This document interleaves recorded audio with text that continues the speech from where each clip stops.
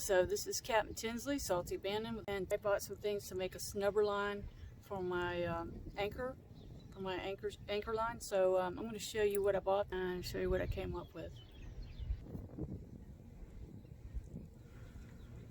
And I bought this Davis. It's actually for dock shackle dock line snubber, but we decided this would also work for my anchor line. I described my boat and the weight and everything. It comes with these two things that connect to rope. So this right here will connect to chain, which I have 1/4 inch chain, but I have 50 feet of that, but then I have 250 feet of 1/2 inch line of rope. So this is what that will, I'll show you how I'm going to attach that. There's another one here, and I'm going to attach that to this. This is like 10 or 11 feet of line that I will cleat right here.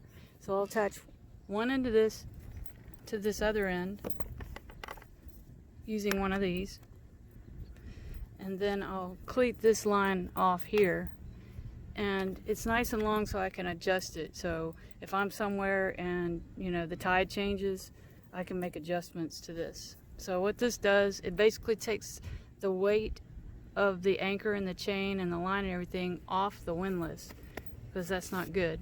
So here's a picture of it and how it looks with a dock line, but the concept is the same.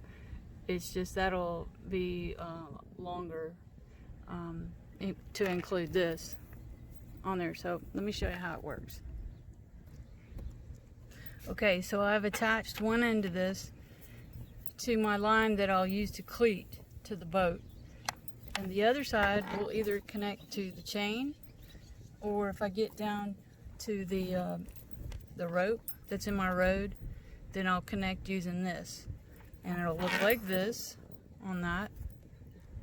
You can also see it here, right here. So I feel good about it. This is 3/16 stainless steel, and from what I can tell underneath this is rubber components underneath. So we decided, even though this says it's for dock lines, we thought this would be okay to be underwater. So looking forward to trying this out. Salty Abandon out.